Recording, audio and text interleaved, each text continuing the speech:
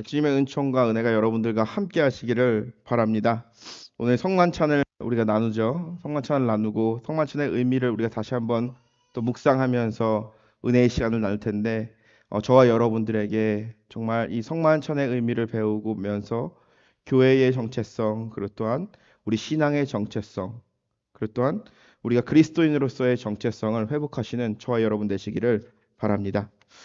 어, 미디벌 레전드 중에 이런 이야기가 있어요. 중세 시대 전설 중에 이런 이야기가 있습니다. 출처는 뭐 정확히 알 수 없지만 이런 이야기를 통해서 많은 소설들이 나오기도 했어요. 한 경건한 기사가 있었습니다. 나이트. 그는 예수님께서 최후 만났을 때 사용한 이 성배, 우리가 보면 여기 홀리 커미니언을 할 때 이렇게 어, 컵이 있죠. 이 컵을요 찾고 싶었대요.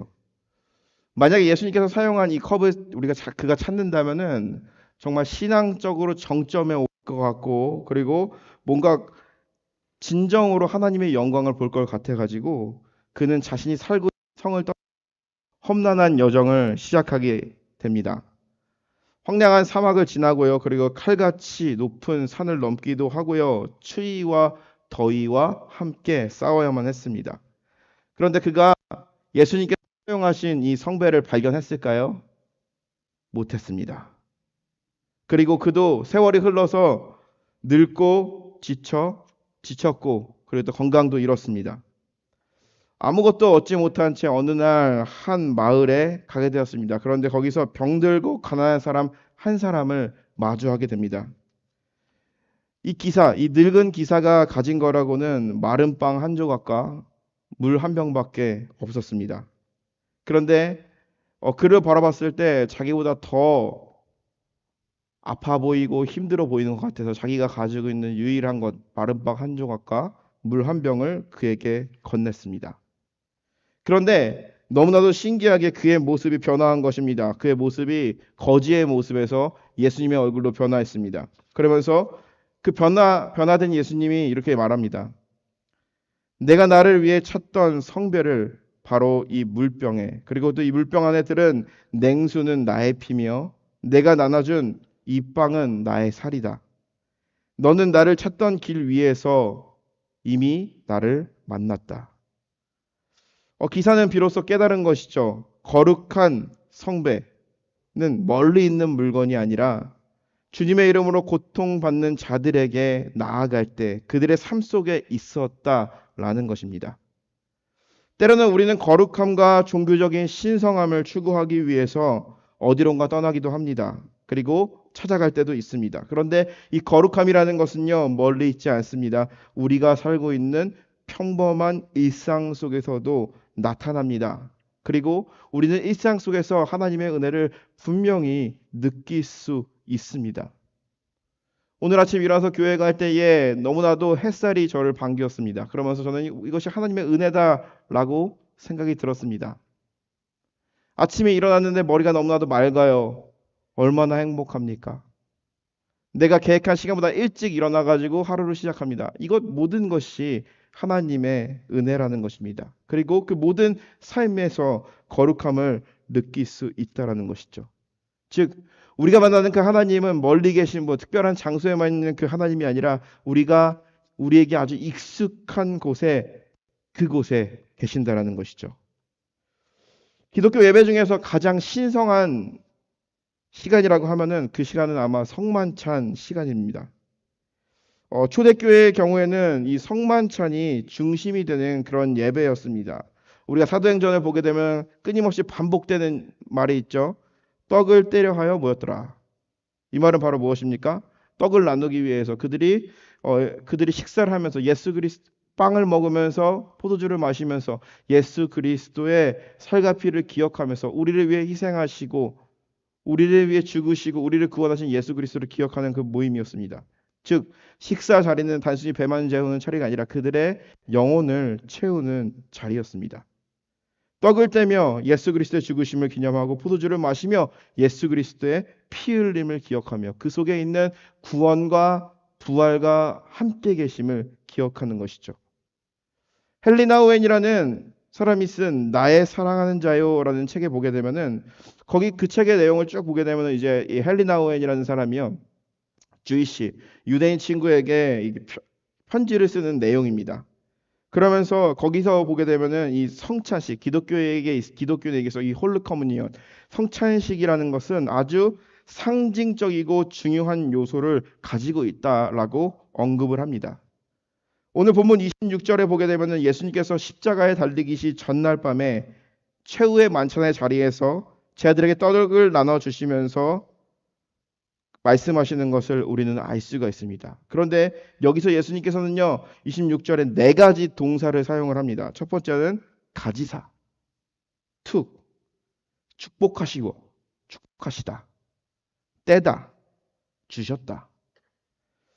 이 헨리 나우엔은 이 네 가지의 예수님의 어떻게 보면은 이 행동을 통해서 기독교인의 정체성에 대해서 얘기합니다. 첫 번째로는 가지사, 즉 우리는 선택받은 자들이라는 것이죠. 두 번째로는요, 축복하다. 우리는 축복받은 자. 그리고 세 번째, 떡을 떼다. 우리는 상처를 입은 자다. 그리고 네 번째로는 나누어 주는 자. 제자들에게 주었다라고 했듯이 나누어 주었다라는 의미에서 우리의 정체성이 무엇인지 다시 한번 우리가 살펴보는 그런 시간이 되시기를 바랍니다. 그리고 성찬을 통해서 우리 그리스도인들이 가져야 할 정체성이 무엇인지, 교회의 정체성이 무엇인지 다시 한번 기억했으면 좋겠습니다. 첫 번째, He took the bread, He took the wine. 예수님께서 떡을 가지사, 헬리나우에는 이렇게 얘기합니다. 그것을 통해서 선택했다라고 얘기합니다. 그리고 우리를 선택받은 자라고 얘기합니다. 우리가 우리의 일상에서 이 빵이라는 거, 우리 성만찬 때 나누는 이 빵은요, 굉장히 뭐 이렇게 익숙한 빵일 수도 있습니다. 그런데 샵라이트에 가게 되면 많은 빵들이 있죠. 그런데 그 중에서 특별하게 우리 이태규 권사님은 항상 이 코셔, 예, 좋은 빵만 이렇게 사오세요. 그래서 코셔 빵인데 그 중에서 이 빵을 선택해서 왔다라는 거죠. 그리고 중요한 것은 어떻게 보면 다른 사람들에게는 그냥 일반적인 생각 없는 식사일 수도 있는데 이것이 우리가 나눠 먹는 거룩한 자리, 이 성만찬 때에 올려왔다라는 것이죠. 구별된 것이라는 거죠. 마찬가지로 예수님은요, 인류의 모든 죄를 위해서 유월절의 어린 양이 되셔서 죽으셨습니다. 예수님께서 창세 전부터 그리고 우리를 선택하셨다라고 이야기합니다.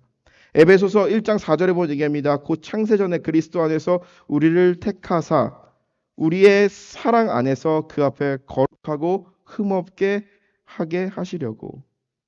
하나님께서 이 빵이 많은 빵들 중에 하나를 선택하셨던 것처럼 선택받았다라는 것은 바로 어떤 것입니까? 하나님에 의해서 우리는 선택받은 자라는 것이죠. 주님의 살과 피를 나눠 먹는 자로서 선택을 받은 자라는 것이죠. 그렇기 때문에 우리에게 있어서 이것은 아주 특별한 자리입니다. 하나님께서 우리를 특별히 선택하셨다라는 것입니다. 그리고 우리를 이 자리에 부르셔서 주님의 만찬을 나누게 하셨다라는 것이죠. 그렇기 때문에 우리는 이 성만찬을 받아 먹을 때 이것은 우리에게 있어서 예수의 생명을 내 안에 모시는 것입니다. 그리고 다시 한번 이것을 우리가 받을 때에 우리는 하나님의 자녀로서의 정체성을 기억하게 된다라는 것입니다. 그런데 우리가 삶을 살아가다 보면은 하나님의 자녀로서의 정체성을 잃어버릴 때가 있습니다. 우리가 하나님의 뜻을 살아가기로 다짐합니다. 그리고 최선을 다해서 살아갑니다. 그런데 우리 안에 있는 많은 유혹과 많은 실패에 넘어질 때가 있습니다. 그런 순간에 때로는 우리의 자존감을 잃어버릴 때가 있습니다. 그 자존감은 바로 무엇입니까? 내가 하나님의 자녀라는, 하나님의 소중한 자녀라는 정체성을 잊어버릴 때가 있다라는 것이죠. 저는 이거는 사단의 음성이라고 생각을 합니다. 우리가 하나님 앞에 멀리 떠나갔습니다. 그런데 하나님은 언제든지 우리가 하나님께 나아가면 언제든지 우리를 안아주세요. 그리고 우리를 안아주러 오십니다. 그런데 사단의 권세는 우리에게 얘기합니다. 너는 이미 멀어졌어. 이미 끝났어. 이미 너는 하나님께서도 너를 벌하실 거야. 너를 정죄하실 거야. 그냥 살던 대로 살아. 어차피 끝나가는 인생이야.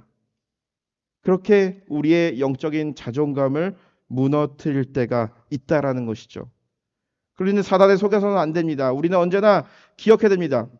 하나님의 선택받은 자녀라는 것.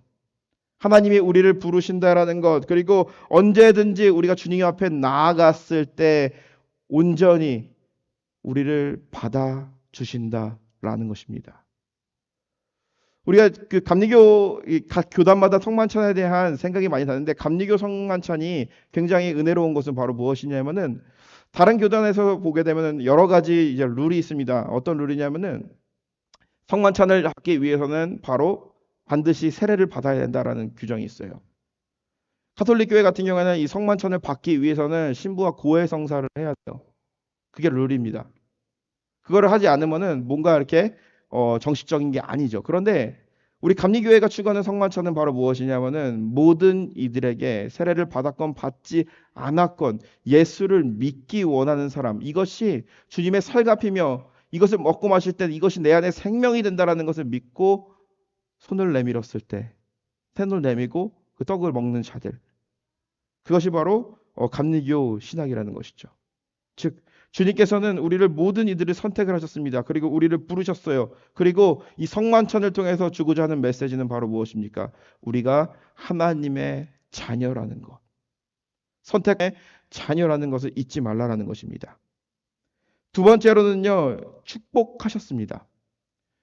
제가 이 성만찬 예문을 보게 이제 그 성만찬 집례를 할 때 보면은 예수님께서 떡을 들어 감사 기도하시고 이렇게 얘기를 하는데 이것은 고린도전서에 이제 있는 내용이고 마태복음에 있는 내용을 보게 되면은 떡을 들어 축복하셨다라고 이야기합니다. 예수님께서 떡과 잔을 가지고 바로 하신 일은요, 축복하신 일입니다. 우리들이 먹고 나눠 먹을 그 떡을 축복하셨다라는 것이죠. 만약에 맛있는 식사가 어떤 사람이 맛있는 식사를 준비했습니다. 그리고 사람들이 모였어요. 그런데 식사를 하기 전에 그 사람이 이렇게 얘기합니다. 이것을 먹을 때마다 다 여러분에게 살로 갈 것이며 그리고 모든 당뇨병, 고혈압, 심장질환에 다 걸려서 고통받는 자들의 마음을 알게 될 것입니다. 그리고 먹는 것마다 여러분들의 몸에 해를 끼칠 것입니다. 그러면은 어떻습니까? 기분이 당연히 안 좋겠죠. 그거는 축복이 아니라 저주죠. 그런데 예수님은요, 축복하셨어요.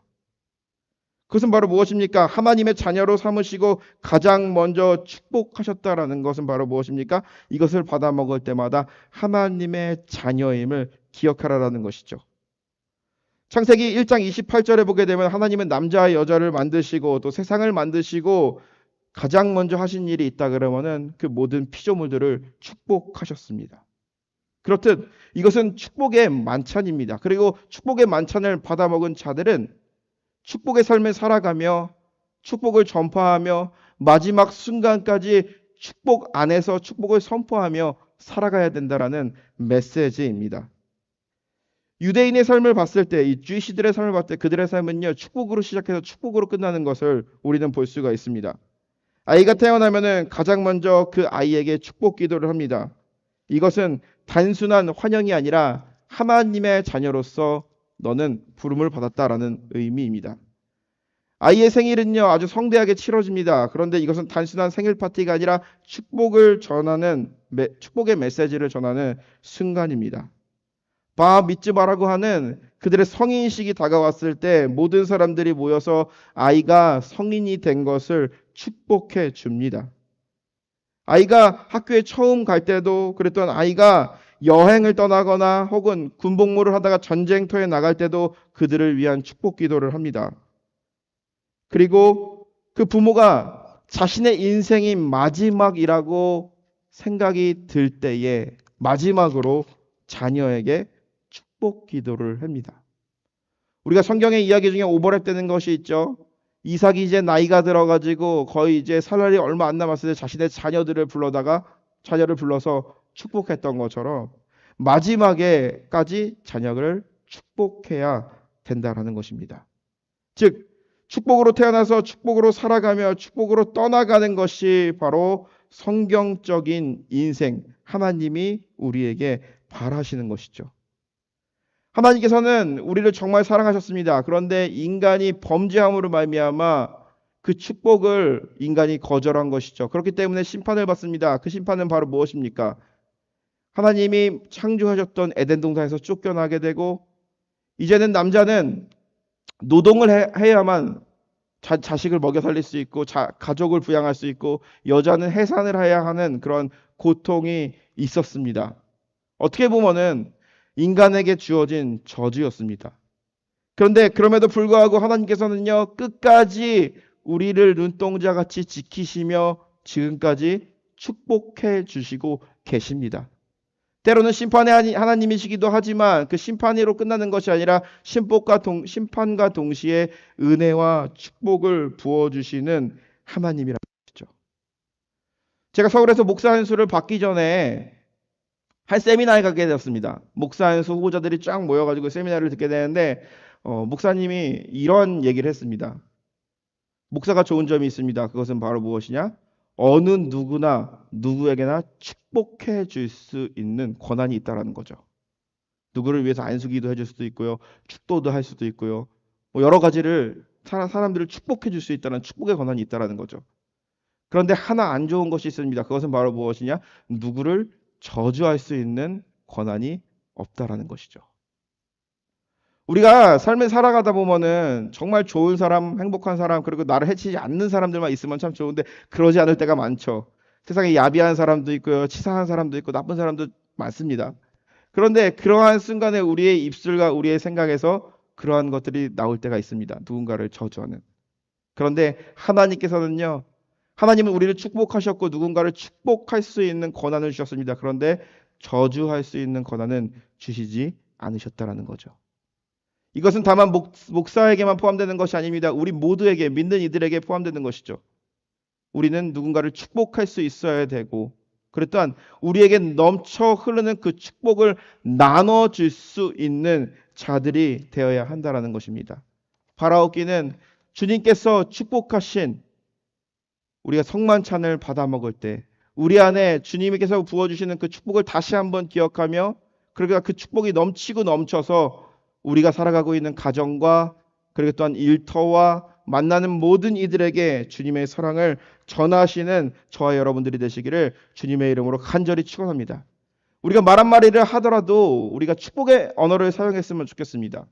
우리 영어로 항상 사람들이 많이 하잖아요. 믿는 그 사람들이 교회를 다니든지 다니지 않든지 하는 것이죠. God bless you. God bless you.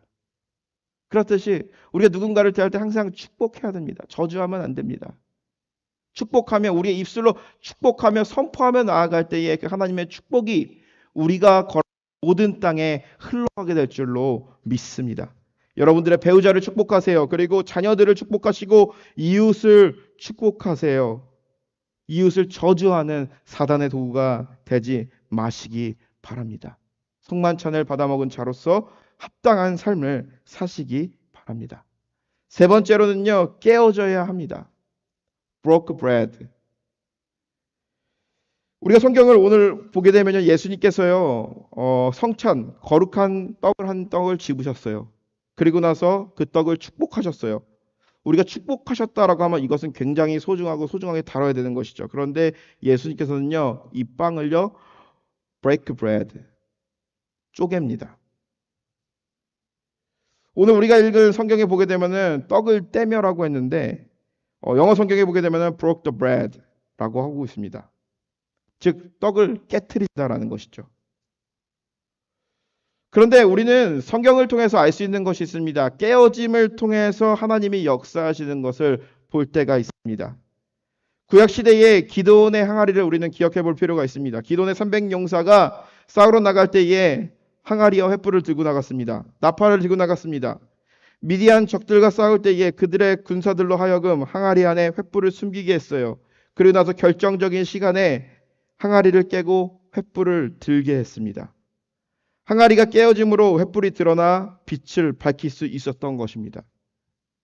여러분, 마리아와 옥합을 기억하십니까? 예수님의 장례를 미리 준비하기 위해서 예수님을 너무나도 사랑했던 이 마리아는요, 순전한 나드를 가져와서 예수님 발에 부으셨어요. 그때도 옥합을 깨뜨렸다 라는 것입니다. 기드온의 항아리가 깨져야만 빛의 발할 수 있고 싸움에서 이길 수 있었고, 마리아의 옥합이 깨져야만 예수님의 발을 닦을 수 있었고, 그 향기가 온 방을 가득 메울 수가 있었습니다. 오늘 우리 본문은 오늘 우리가 성만찬을 나누면서 이 성경은, 그랬던 말씀은 우리에게 질문을 하고 있습니다. 우리는 과연 세상 앞에 깨어지며 살아가고 있는 그러한 존재인가? 우리는 때로는 경험할 때가 있습니다. 깨어진다는 말, 우리의 삶, 우리의 마음이 무너지고 깨어질 때에 그것이 그냥 상처로만 남는다라고 생각할 수가 있습니다. 그런데 이 상처를 받은 자들이 상처를 치료한다라는 것, 상처를 치유하는 평화를 만드는 도구가 된다라는 것을 우리는 알고 있습니다. 우리가 지난번에 말씀을 나눴던 위로의 공동체 첫 번째 시간에 상처를 받은 사람은요, 상처를 받음으로 끝나고 그 상처가 치유되지 않는 것이 아니라 그 상처로 인하여서 더 상처받은 사람을 위로하며 그들을 섬길 때 내 안에 있는 상처와 또 타자의 상처가 치료된다고 말씀을 드렸습니다. 즉 예수님께서 우리를 위해서 십자가에서 죽으셨습니다. 왜 죽으셨습니까? 우리의 죄 때문에 죽으셨습니다. 우리를 위해 찢기셨어요. 우리를 위해서 모욕을 당하셨고, 우리를 위해서 자신의 몸에 있는 모든 것을 다 흘리셨고, 깨어지시고 부서지셨어요. 그런데 그럼 그것으로 인하여서 우리는 구원을 얻게 되며, 그것으로 인하여서 우리는 부활의 소망을 갖게 된다라는 것입니다. 요한복음 12장 24절에 본 얘기입니다. 내가 진실로 진실로 너에게 이르노니 한 알의 밀이 땅에 떨어져 죽지 아니하면, 한 알 그대로 있으면 죽지 아니하면 한 알 그대로 있고 죽으면 많은 열매를 맺느니라. 하나의 씨드, 밀알이 있습니다. 그런데 이것을 땅에 심을 때에 이것이 썩거나 부서지지 않으면은 열매를 싹을 틀 수가 없습니다. 그냥 그대로 죽어 있는 거예요. 근데 진정으로 살아있는 것은 바로 어떤 것입니까? 껍데기를 까고 나와서 싹으로 나오고 나무가 되고 열매를 맺게 되는 것이죠. 즉 우리의 삶 가운데도 뭔가 이 깨어짐 가운데 고통과 아픔은 있겠지만 이 깨어짐과 고통이 누군가를 치유할 수 있는 도구가 된다라는 것이죠. 한 몇 주 전에 있었던 일인 것 같아요. 제가 새벽 기도 시간에 잠깐 나왔는데요. 얼마 전에 이런 일이 있었습니다. 이제 월요일 날 가족들과 함께 이 베어 마운틴으로 피크닉을 가기로 했습니다. 그리고 집사람은 이제 부엌에서 김밥을 만들고 저는 아이들을 이제 그 외건에 태워가지고 집을 한 바퀴 쭉 돌기 시작했어요. 그러면서 이제 가이드를 해주는 거예요. 이것은 크리스마스 트리다 하면서, 여기는 매지컬 포레스트야, 곰이 나올지 몰라 하면서 이렇게 같이 놀고 있었습니다. 그런데 보통 저는요 저희 이웃 사람들이랑 굉장히 잘 지냅니다. 옆집 사람 비비안, 그리고 앞집 사람, 그리고 또 이제 맞은편에 있는 뭐 스캇, 그 사람한테는 차도 사고, 그리고 그 옆에 있는 아브라함이라는 사람은 이제 인도에서 온 사람인데 케랄라 출신이에요. 5대가 크리스찬 패밀리라고 합니다. 예, 그러면서 굉장히 잘 지내요. 그런데 한 사람만 소통을 못한 사람이 있습니다. 그런데 그 사람이 차를 공격적으로 몰면서 자신의 집에 확 들어가는 거예요. 그러면서 저희한테 막 소리를 지르는 거예요. 애기들도 있는데. 당장 차 빼! 너희들 때문에 주차 나가는 게 너무 불편하잖아! 이러는 거예요. 자신의 드라이브에 차를 세웠고 우리는 그 사람이 차를 잘 빼기 위해서 그 앞에다가 잘 차를 옮겨놨어요. 충분히 갈 수 있는 거리예요. 그런데 그럼에도 불구하고 막 소리를 지르는 거예요. 그런데 그 사람이 소리를 지르자 저도 진정할 수가 없었어요. 그러면서 저 똑같이 얘기했습니다. 무슨 얘기나, 이게 분명히 당신을 배려해가지고 이렇게 차를 파킹을 했는데 당신의 드라이브에서 나오는데 전혀 문제가 없지 않느냐라고 하자 막 얘기하는 거예요. 그러면서 저에게 한 말이 바로 무엇이냐면은 Your people are same. 그 말은 바로 무엇이죠? 너희 같은 놈들은 똑같아, 이런 말이에요. 그러면서 Do you know what I am? 내가 누군지 알아? I live in the 43 year. 나 여기서 43년 동안 살았어. I don't know who I am, who you are. 나도 누군지 몰라. 그래? 그러면 내가 너 누군지 알려줄게. 이러면서 소리를 치고 꽝 들어가는 거예요. 너무 속상했어요. 그런데 피크닉은 가야 되잖아요. 그래서 피크닉을 가면서 여러 가지 생각을 하게 됐습니다. 아, 정말 이게 화가 나는데 내가 그래도 목사한테 싸울 순 없고. 근데 너무 속상한 거예요.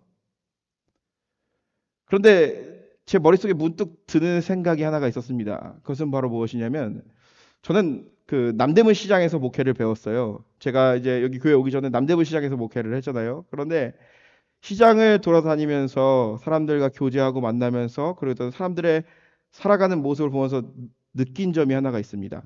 우리가 잘 알듯이 한국의 전통 시장에서는 많은 사람들이 있습니다. 그리고 상인들과 상인 사이에 싸움을 할 때가 굉장히 빈번해요. 그런데 중요한 것은요, 싸웠다고 해서 그 사람들이 적이 되지는 않는다는 거죠. 언젠가는 더 좋은 친구가 되거나 더 좋은 비즈니스 메이트가 될 때도 있다라는 것이죠. 이 말은 바로 무엇입니까? 저 사람과 나와 큰 갈등이 있지만 이 사람도 언젠가는 나에게 좋은 이웃이 될 수 있을 것이다. 라는 그러한 소망을 갖게 되었어요. 그래서 며칠 후에 잔디를 깎고 있는데 그 사람이 딱 지나간 거예요. 그래서 딱 들어가길래 헤이 하고 불렀죠. 그러자 그 사람이 딱 얘기하는 거야. Do not come in my property. 여기 우리 집으로 오지 마. 여기 이상 넘어오지 마. 그러다 얘기했어요. 난 싸우려고 온 것이 아니라 I want to apologize you. 사과하려고 왔다. My father was a truck driver whole life. 나의 아버지는 트럭 운전사로 평생 일했어. 근데 너와 똑같은 문제로 인해서 항상 스트레스를 많이 받았는데 내가 당신에게 젠틀하게 대하지 못하고 나보다 나이도 많고 우리 아빠보다도 나 많아 보이는데 무례하게 대해서 미안하다. 나는 너에게 좋은 이웃이 되고 싶어. 그러자 그 사람의 얼굴이 바뀌는 거예요. 악마 같은 얼굴로 막 이렇게 쳐다보는데 그렇게 해야자 얼굴이 싹 바뀌는 거예요. 그래서 좋은 이웃이 되기로 했습니다. 매일 인사하게 되고요. 지나가다 보면은 서로 아는 척하면서 잘 지내고 있습니다. 여기서 제가 말하고 싶은 것은 바로 무엇이냐면은 깨어짐 가운데 누군가의 상처를 치유할 수 있고 평화를 만들 수 있었던 것이죠. 제 안에 깨어짐이 있었습니다. 무너짐이 있었습니다. 그것은 바로 무엇이냐? 자존심이 무너졌어요. 내가 잘못한 것도 아니고, 그리고 또 저 사람은 우리 와이프가 임신했을 때, 우리 와이프한테도 저렇게 소리 질렀고, 정말 속상하고 화나게 만드는 그런 사람인데, 어떻게 저 사람이 나한테 저렇게 있을까 하면서 분노가 있으면, 저 사람이 나에게 사과할 때까지 저 사람이랑 대화하지 않아 이럴 수도 있는데, 순간, 저 사람과 언젠가 좋은 친구가 될 수 있겠다. 좋은 친구가 되기 위해서는, 평화를 만들기 위해서는 내가 잠깐 낮아지고 내 자존심을 깨트렸을 때 이 평화를 만들 수 있다라는 것을 저는 깨달았다라는 것입니다. 예수님께서 제 아들에게 빵을 나눠주기 위해서 축복하시고 그것을 떼셨습니다. broke bread. 빵을 떼어야, 빵을 부셔야만 나눠줄 수 있는 겁니다. 예수님의 이 떡이 표현하는 것이 바로 무엇입니까? 그것은 예수님의 살입니다. 예수님의 살이 십자가 위에서 갈기갈기 찢기셨어요. 찢기셨기 때문에 우리에게 구원을 주셨고 우리에게 평화와 평안을 허락하셨다라는 것이죠. 오늘 우리가 이 말씀을 묵상하면서 과연 깨어짐이라는 것이 무엇인지, 우리가 그리스도인으로서 깨어짐의 삶을 살아간다라는 것은 과연 무엇인지 다시 한번 생각해보며 나아가시는 저와 여러분들이 되시기를 주님의 이름으로 간절히 축원합니다. 우리 안에 평화를 만들기 위해서, 이웃과 이웃 사이에 화해하기 위해서, 그렇단 누군가와 잘 지내기 위해선 누군가 한 명이 대신 죽는 것이 아니라 내 자신이 그리스도와 같이 깨어지며 낮아졌을 때 비로소 평화를 만들 수 있다라는 것. 상처받은 이웃을 치료하며 내 안에 있는 분명한 상처도 치유된다라는 것을 기억하며 나아가시는 저와 여러분들이 되시기를 주님의 이름으로 간절히 축원합니다. 네 번째로는 give it to his disciples. 나누어 주었다라는 것이죠. 제자들에게 나눠 줬다라는 것이죠. 예수님께서는요, 저들과 마지막 식사를 하시면서 이 성만찬 자리에서 자신이 깨트린 떡을 제 아들에게 나눠주셨습니다. 그러면서 이렇게 말씀하십니다. 받아 먹어라. 이것은 내 몸이니. 다시 말하면 그가 떡과 잔을 나누어 주실 때 단순히 떡과 잔을 나누어 주신 것이 아니었습니다. 자신의 존재, 자신의 몸 자체를 나눠 줬다라는 것입니다. 성찬을 통해서 이제 우리는 예수님의 몸, 예수님의 생명을 먹는 자가 되었다라는 것입니다. 요한복음 6장에 보게 되면은 한 손은 당신 자신을 돕기 위해, 그리고 나머지 한 손은 다른 사람을 돕기 위해서 쓰는 것이라고 말씀하시는 것을 우리는 알 수가 있습니다. 예수께서 이르 진실로 진실로 너에게 이르노니 인자의 살을 먹지 아니하고 인자를 피를 마시지 아니하면 너희가 너희 안에 생명이 없느니라. 이 말은 바로 무엇입니까? 성찬의 은혜는 먹고 마심으로 끝나는 것이 아니라 이 생명, 넘치는 은혜와 축복을 나누게 되었을 때에 비로소 완전해진다라는 것이죠. 이것이 단순히 그냥 리추얼, 의식으로 끝난다 그러면은 그냥 생각하고 끝나는 것입니다. 그런데 예수님께서 그러한 목적으로 우리에게 성만찬, 자신의 살과 피를 나눠주신 것이 아닙니다. 이 성찬을 통해서 주님께서 허락하신 이 넘치는 은혜가 세상 가운데 모든 이들 가운데 전파되기를 바란다는 것이죠. 성만찬을 위해서 깨어지는 떡은 우리의 주님의 몸이며 그것을 받아 먹은 자들은 예수의 생명을 마시고 먹는 자이며 그것을 이웃에게 나누게 될 때 비로소 우리는 이 본질을 주님께서 우리에게 허락하신 이 성만찬의 본질을 알게 된다라는 것입니다. 미국의 복음주의 사회운동가가 있습니다. 조지 짐이라는 사람인데요. 그 사람이 이런 얘기했습니다. 교회가 정의롭지 않은 사회 구조를 외면할 때, 그리고 교회가 세상과 나누지 않을 때, 그리스도인들이 세상과 나누지 않을 때 그 공백은 채우는 것은 바로 이데올로기다.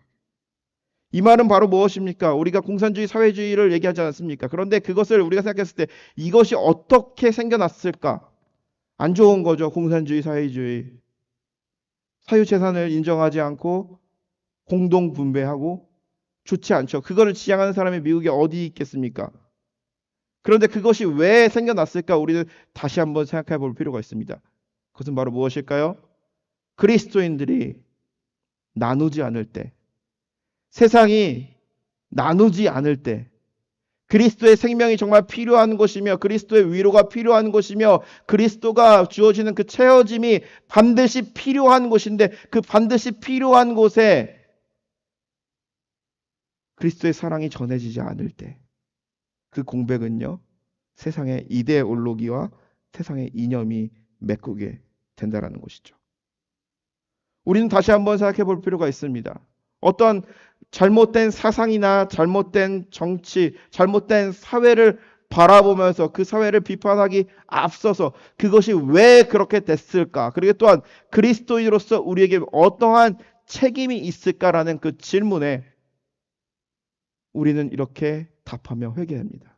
내가 그리스도인으로서 그리스도께서 나에게 주신 그 사랑과 축복을 나누지 못했기 때문이다. 내가 그리스도가 나에게 주어진 그 사랑을 내 안에 간직하고 꽁꽁 묻어두고 필요할 때만 내가 살짝살짝 보고 사랑이 정말 필요한 자들, 기도가 필요한 자들, 그리스도의 정말 손길이 필요한 자들에게 다가가서 그리스도의 손길이 되지 못했구나. 우리가 다시 한번 생각해 볼 필요가 있다라는 것이죠. 여러분, 제가 언제더라요? 고등학교 때 읽었던 책 중에 이런 책이 있습니다. 탤런트 김혜자 선생님이 권사님이죠. 남대문교회 권사님인데 권사님이 쓴 꽃으로도 사람을 때리지 말라라는 책이 있습니다. 이것은 바로 무엇입니까? 김혜자 권사님이 이 아프리카나 이런 곳에서 봉사하게 되고 월드비전의 홍보 대사가 되고 이렇게 하면서 돕고 나누는 인생을 통해서 발견한 예수 그리스도의 사랑을 전하는 그런 책입니다. 그런데 그 책에서 보게 되면 이렇게 얘기합니다. 나는 슬픔의 유일한 치료제는 나눔이며 이 나눔이야말로 그 어떤 전쟁이나 죽음보다 더 강하다는 것을 믿습니다. 그리고 그 책의 첫 장에 보게 되면은 이런 얘기를 합니다. 오드리 헵번의 말을 인용하는 것으로 시작되는데 매력적인 입술을 가지려면 친절한 말을 하라. 사랑스러운 눈을 가지려면 사람들 속에서 좋은 것을 발견하라. 날씬한 몸매를 원하면 배고픈 사람들에게 음식을 나눠줘라. 아름다운 머릿결을 가지려면 하루에 한 번 머릿결을 어루만져라. 균형 잡힌 걸음걸이를 유지하려면 당신이 결코 혼자가 아니라는 것을 기억하며 걸으라. 당신이 도움의 손길을 필요로 할 때 당신 역시 팔끝에 손을 갖고 있음을 기억하라. 나이를 먹어가며 당신이 알아야 될 것은 당신이 두 개의 손을 갖고 있다라는 것입니다. 우리가 다시 한번 생각해 보았으면 좋겠습니다. 주님께서 우리에게 자신의 살과 피를 나눠 주셨습니다. 그 나눠 먹은 그것은 주님의 생명입니다. 주님의 생명을 우리가 받아 먹었을 때 예수님의 생명이 우리 안에 있는 것입니다. 그것으로 소멸되는 것이 아니라 우리 안에 넘쳐나게 되고 그 사랑은 세상을 변화시키며 주님의 손과 발이 되어서 예수 그리스도의 교회의 몸된 교회의 지체로서의 사명을 세상 가운데 감당하게 된다라는 것이죠. 오늘 우리가 성만찬을 나누며 일단 주님께서 우리에게 주신 이 떡과 포도주를 먹으며 주님을 기억할 때에 우리 아들 함께 계시고 그랬던 우리가 예수님과 같이 살아가기를 원하시는 그 주님의 마음을 헤아리며 믿음과 경건한 마음으로 이 성만찬에 임하셔서 주님의 축복 안에 거하시는 성만찬의 시간 또 한 주간이 되시기를 바랍니다. 기도하겠습니다.